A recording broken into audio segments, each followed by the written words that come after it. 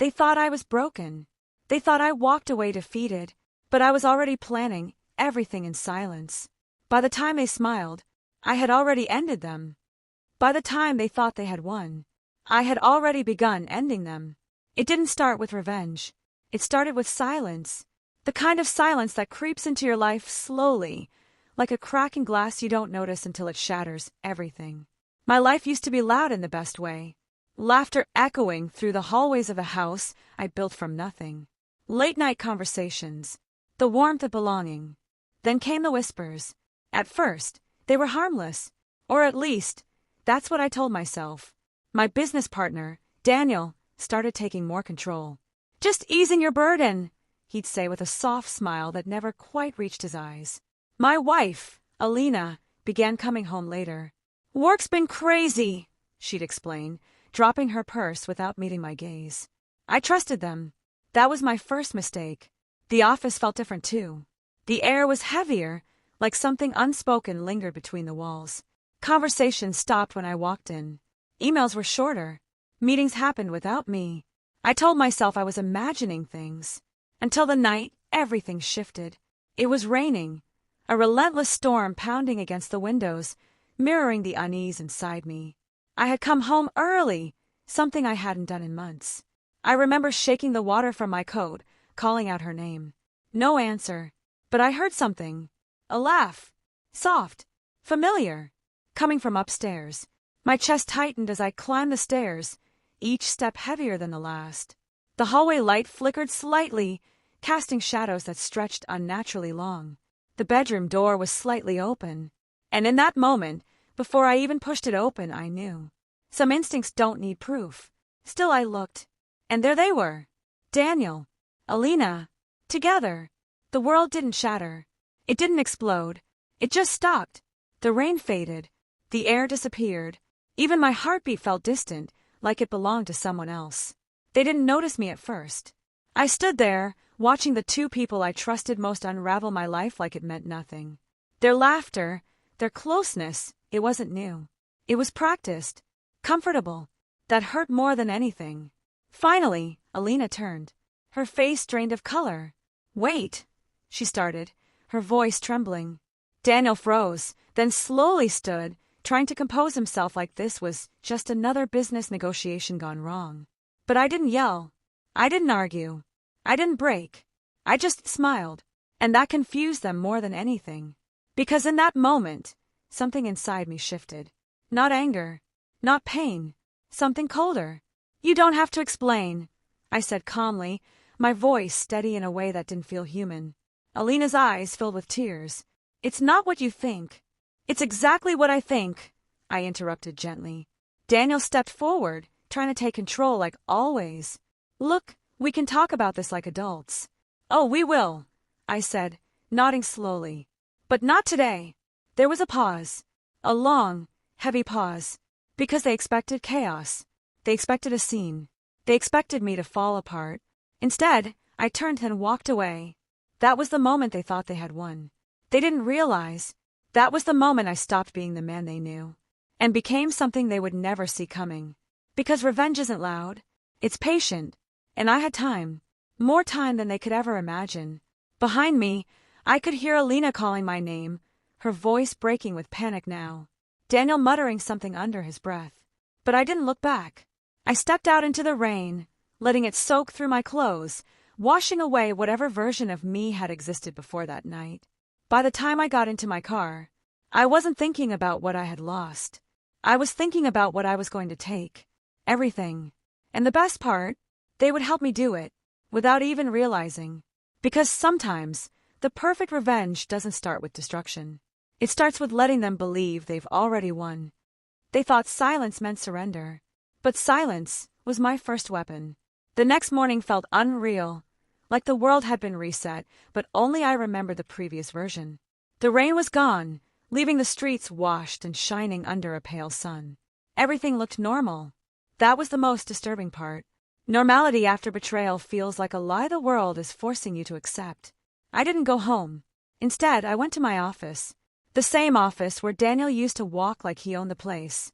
The same glass doors where Alina once surprised me with coffee and a smile that used to feel like home. Now it all looked different. Not because it had changed, but because I had. Inside, people avoided my eyes. That told me everything I needed to know. Rumors move faster than truth, especially when betrayal is involved. "Sir, you're back early," my assistant said carefully, as if I might break. I smiled slightly. "Am I?" She hesitated. "We thought you were taking time off." "I was," I replied calmly. But I changed my mind. I walked past her before she could say anything else. Every step inside that building felt like walking through a memory that no longer belonged to me.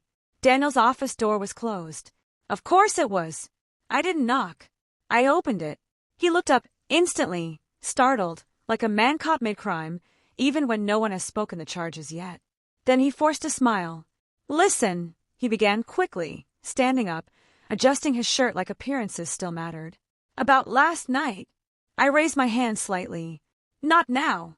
That stopped him. Because I wasn't here to argue. I was here to observe.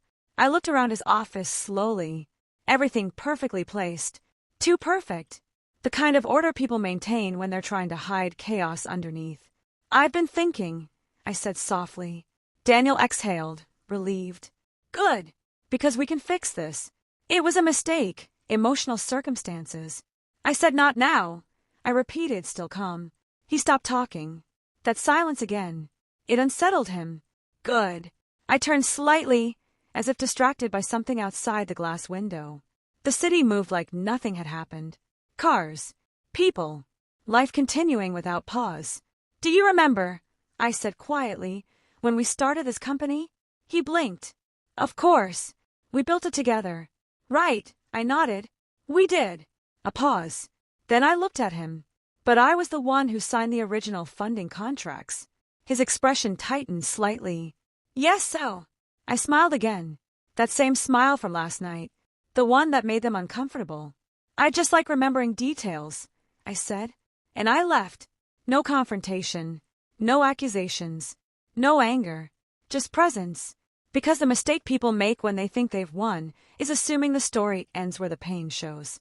But real endings are written in paperwork, timing, and patience. Back in my car, I finally allowed myself to breathe fully. My hands rested on the steering wheel as I watched the office building through the windshield. Daniel thought I was processing betrayal. Alina thought I was heartbroken. Let them think that. Because what they didn't know was that for the past 6 months, I had already been quietly separating what was mine from what they thought they could steal. Every document, every clause, every signature. And last night didn't break me. It completed the trigger. My phone buzzed. A message from an unknown number. "We need to talk. It's urgent. Alina." I stared at it for a long moment. Then I slowly typed back just 4 words. "I'm not available yet." And pressed send. Outside, the sun finally broke through the clouds completely. And for the first time since everything began, I smiled for real. Because now, they were ready to panic. And I was just getting started. Panic doesn't arrive loudly. It leaks in.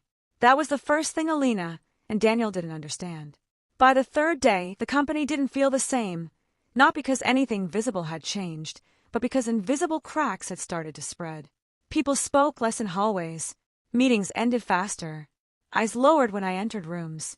Fear is contagious when people don't know where it's coming from. And I made sure they didn't. I didn't answer Alina's calls. I didn't respond to Daniel's emails. But I watched everything. Every move. Every reaction. Every desperate attempt to regain control. The office building at night looked almost peaceful from my car window. Lights glowing softly in scattered rooms like distant stars. But I knew what was happening inside. Damage control. And panic disguised as strategy. Daniel had called an emergency internal meeting without me. That was the second mistake. I arrived halfway through. The moment I stepped into the conference room, silence fell instantly. Chairs stopped moving. Papers froze mid-turn.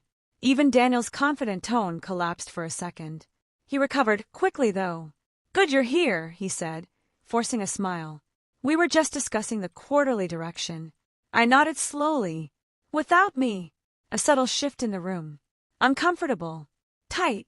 Daniel cleared his throat. It was informal, just preliminary thoughts. "Of course," I said, taking a seat. Not at the head of the table. Just somewhere in the middle. That confused him. He expected me to reclaim control aggressively. But I didn't. Instead, I listened. For 30 minutes, I said almost nothing. And in that silence, people started revealing more than they should have. Mistakes in reports, unapproved decisions, budget reallocations that weren't supposed to exist. And Daniel, talking too much. That was the trap. When people feel safe, they expose themselves. When they feel threatened, they hide. I let him feel safe. After the meeting ended, he followed me out into the corridor. "Look," he said quickly, lowering his voice. "This doesn't have to be complicated. We can fix personal things separately. Business doesn't have to suffer."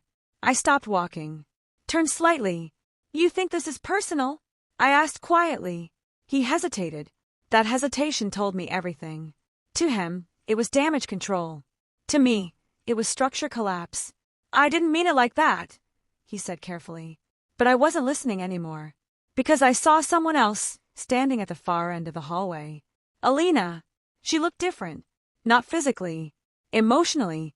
Like someone who hadn't slept properly in days. Her eyes locked onto mine immediately, and for a second, she looked like she might run toward me. But she didn't. She stopped. Because she couldn't read me anymore. That was new for her. I walked past Daniel without responding and slowly approached her. Every step felt controlled, measured, like I was walking through something fragile that could break at any second. "Why aren't you answering me?" she whispered when I reached her. Her voice cracked slightly. "I needed space," I replied calmly. "That's not space," she said. "That's punishment." I looked at her for a long moment, and for the first time, I let something real show on my face. Not anger, not sadness, just emptiness. "You made your choice," I said quietly. Her eyes filled instantly. "It was a mistake." "A mistake is something you fix," I interrupted softly. "Not something you hide." Silence again. Always silence. She reached for my hand. I didn't move away immediately, and that hesitation destroyed her more than rejection would have. Because hope hurts more than loss. Then I stepped back. Not dramatically. Not coldly. Just final. "I'm not here to argue anymore," I said. And I walked away. Behind me, I heard her voice break calling my name. But I didn't turn. Because I had already started something they couldn't see. And the worst part of invisible revenge is this. By the time they realize what's happening, they're already inside it. Trapped. And I was the one holding every exit.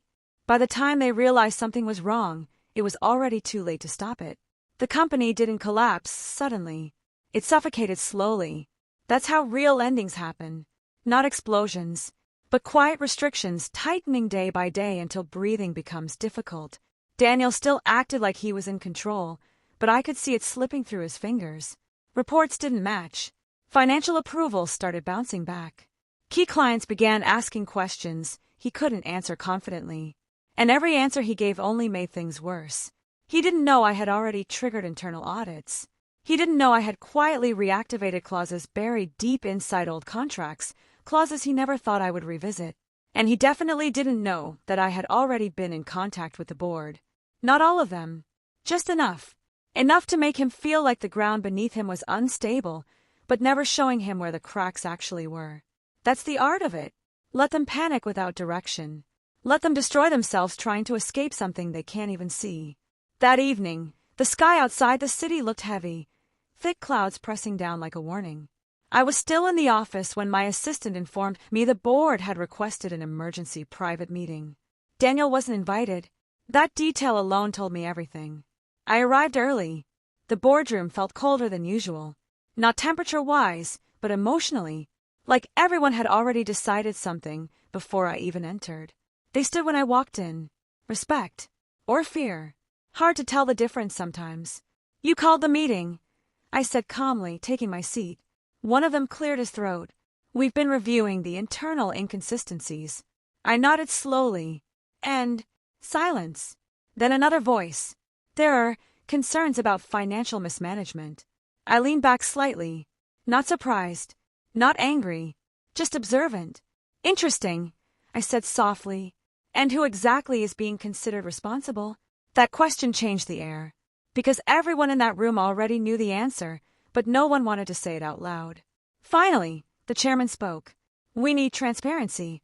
I smiled faintly. That's good, I said. Because I agree. I placed a folder on the table. Slowly, deliberately. Inside were documents Daniel had never seen. Transactions, unauthorized approvals, communication logs, everything carefully organized, timed and validated. Not fabricated, just revealed. Truth, when structured properly, becomes the most dangerous weapon. The room went quiet as they flipped through pages. I watched their expressions shift. Confusion, then concern, then realization. By the time they finished, no one looked at me the same way anymore. Because I wasn't part of the chaos. I was the one who documented it. The chairman finally looked up. Why didn't you report this earlier? I tilted my head slightly. I wanted to be sure, I said calmly, that I had the full picture. A pause. Then I added quietly, and now I do. That was enough. No shouting, no accusations, no drama, just certainty. And certainty is what makes decisions irreversible. When I left the building that night, the wind outside felt sharper, almost alive. My phone vibrated almost instantly. Daniel. Again. This time I answered. There was silence on the other end for a few seconds. Then his voice, broken, unstable. What did you do? I kept walking. I didn't do anything, I said softly. A pause. Then I added, I just stopped protecting you. His breathing changed. You're destroying everything. I stopped near my car, looked at the city lights, and for the first time, I let my voice turn cold. No, I said. You did that when you forgot who built the foundation. Silence. Heavy. Final. Then I ended the call. Inside the car, I didn't start the engine immediately, because I could already feel it. The shift. The moment when power stops being shared and starts being reclaimed. But the most dangerous part wasn't what I had done. It was what they still didn't understand. This wasn't the end. It was the preparation for the final fall. And they were still standing. Which meant they hadn't suffered enough yet. The human mind has a strange weakness. It believes the absence of immediate consequences means safety. That belief was what Daniel and Alina were clinging to now. But silence was never peace. It was preparation. 3 days after the board meeting, everything finally began to collapse in a way that even Daniel could no longer deny. Clients started pulling out. Accounts were frozen for review. Internal communications were restricted. The company, once his pride, was now under full restructuring oversight. And me, I was no longer in the center of it. I had stepped back completely. That was the final misdirection. Because when people stop seeing you as part of the system, they stop protecting themselves from you. That evening, I returned to the house for the first time since that night. It felt smaller now. Not physically, emotionally. The same hallway, the same quiet ticking clock. But everything carried weight. Memories pressed into the walls like stains that couldn't be washed out. Alina was waiting in the living room. She stood up the moment I entered. Her face was pale, eyes swollen like she hadn't slept in days. Guilt had finally stripped away whatever pride she had left. You did it, she said softly. I closed the door behind me. No, I replied calmly. You all did. Her lips trembled. We didn't think it would become this big. I looked at her for a long moment, and for the first time, there was no anger left in me. Only distance. That's always what people say, I said quietly, right before they realize consequences don't scale with intention. She took a step forward. We can fix this. I can talk to the board. I can. You can't fix structure collapse with apologies, I interrupted gently. That stopped her, because she finally understood. This wasn't about emotion anymore. It never was. It was about foundation. And foundations, once broken, don't negotiate. The front door opened behind me. Daniel. He looked nothing like the man who once walked into rooms like he owned them. His confidence was gone, replaced by something restless and desperate. What do you want? He asked immediately, voice rough. I turned slightly to look at him. For a moment, I studied both of them. Two people who thought they were smarter than consequence. Two people who mistook silence for weakness. I wanted to see it, I said calmly. See what? Alina whispered.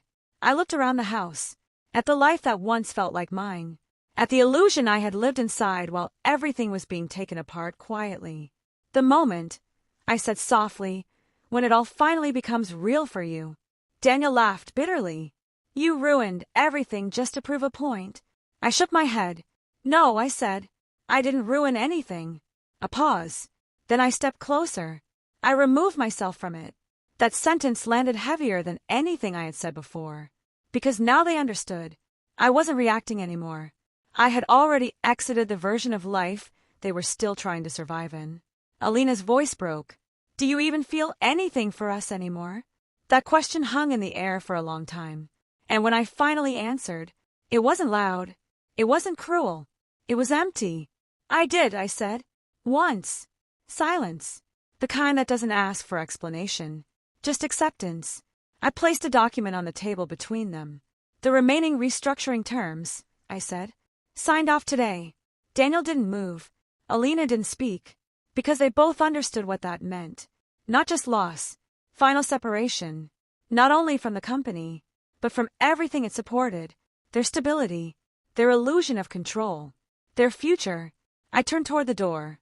Behind me, I heard Alina whisper my name again, but softer this time. Not as a demand. As a memory. I paused briefly, but didn't look back. Because some endings don't need witnesses.